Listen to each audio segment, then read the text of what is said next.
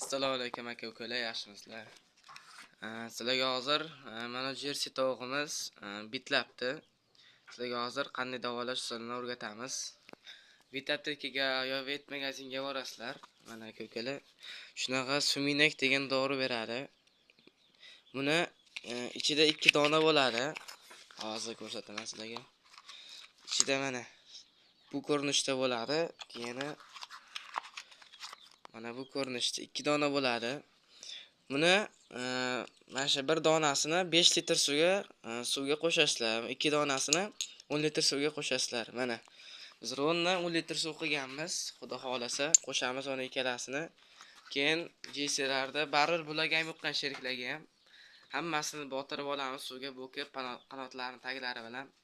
Keyin chiqarib yuboramiz. Keyin xonasini tozalab, dezinfeksiya qilib yuboramiz. O'sha suminak bilan dezinfeksiya qilib, tozalab 2 soatga turadi.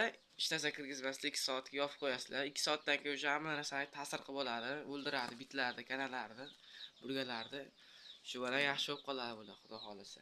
Keyin yana bu tomonda mana bu tomonda jerseylarimiz bor. Shularning bolalari mana onasi yaponka. Qandaydir bular qanotini osiltirib, bularga ham bitta ekan mana qanotini osiltirib yuribdi.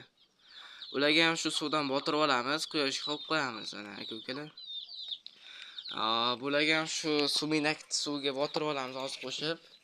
Keyin immuniteti past bo'lgandan keyin jo'jalarni immuniteti ko'taradigan Vitamtekiga borib, mana Vitamtekiga borib, nomi Enerosafe degan mana bu bunaqa idishda dori bo'ladi mana Enerosafe degan.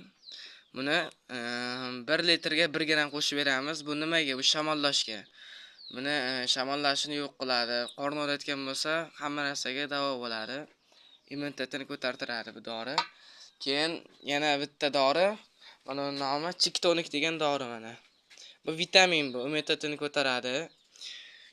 Yaxshi ikkalasini bersanglar, xudo xolasa yaxshi bo'ladi jo'jaylar, yaxshi yetiladi. Mana xohlasalar buni bir kun berib, buni bir kun qilib cherezdin bersanglar ham bo'ladi. Xohlasalar buni o'zini 5 kun uzmasdan berasizlar. Bu shamollashga qarshi shunaqa qanotini osiltirib yurmaydi, yaxshi yuradi. Xohlasalar bir kun buni berib yo bir kun buni berib, shunaqa qilib shamollashni oldini olasizlar. Videomiz foydali bo'lgan bo'lsa, like, podpiska, obuna bo'lib qo'yinglar. E'tiboringiz uchun rahmat oldindan. Sog' bo'linglar.